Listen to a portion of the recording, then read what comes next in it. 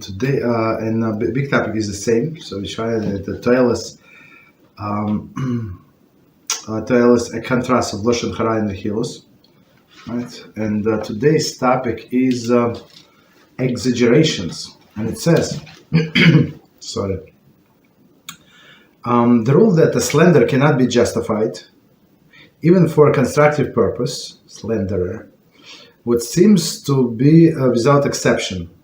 The Chofetz Chaim, however, speculates that if one cannot bring about a given constructive result without exaggeration, then it may be acceptable. The case he cites is where one is attempted to dissolve the friendship between the two children, one of whom is bad influence upon the other. And the victim will not be influenced to end the relationship unless the evil of his friends were exaggerated. This may be permissible.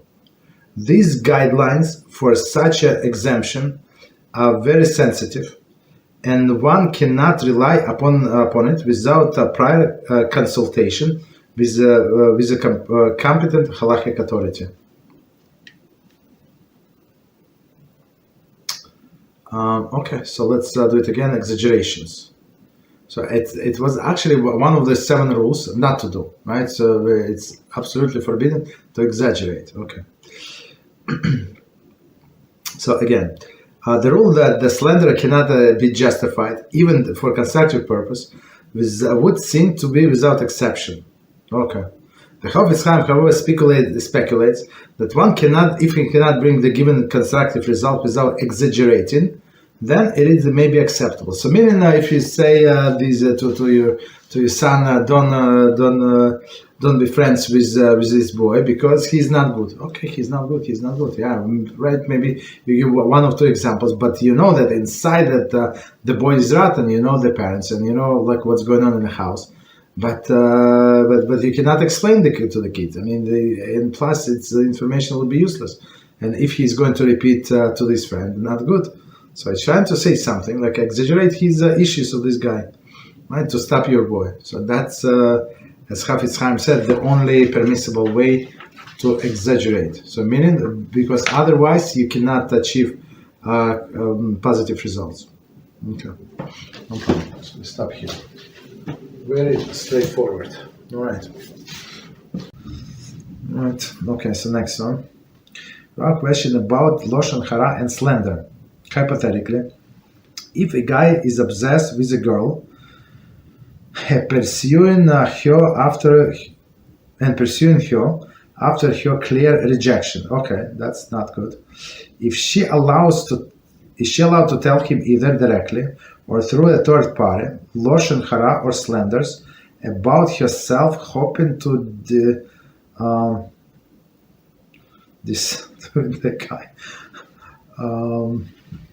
It's a very good question. So before we start reading again, so we actually have halacha. So we're not allowed to say Lashon Hara about others, and you're not allowed to say Lashon Hara about yourself unless it is for constructive purpose, right? So whatever this story, it's a very embarrassing story, right? Lashon Hara, but I told you to teach you a lesson.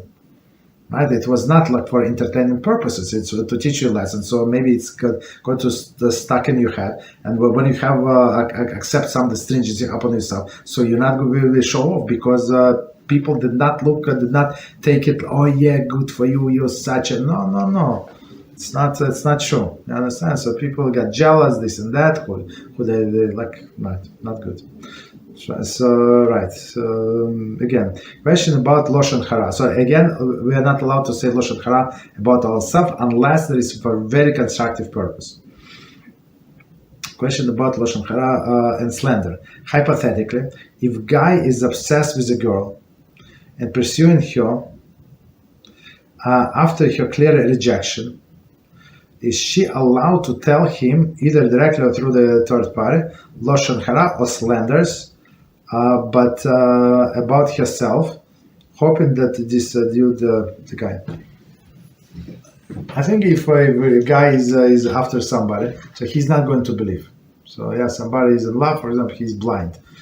Everything about her is perfect. So that's why we say like in general. I'm not talking about this case. I'm just in general. So don't date with somebody unless you see this person on paper, right? And you agree on the big details on the paper. It doesn't matter like how does she look. Like if she's like for example this if he said she shaves the hair, otherwise we're not going to meet. So that's a big one. So he said, okay, so what's the like there's no purpose to meet, right? But some people they decide, no, I better go and I look, and guess what? There was physical attraction, right? And he said, okay, whatever, I can overlook all the things. We can work out on it. And guess what? They would not be able to work out.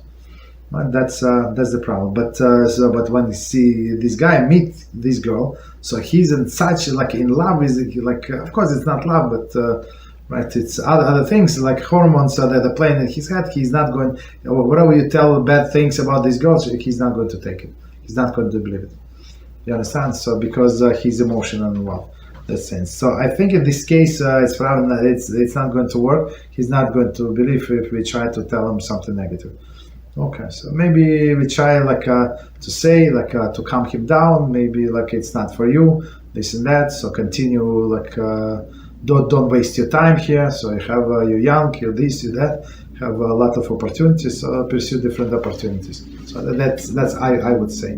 But to tell bad things about her, it's not good. So especially maybe he's going to publicize it, like maybe indirectly to somebody else, and I don't know. So it's not good.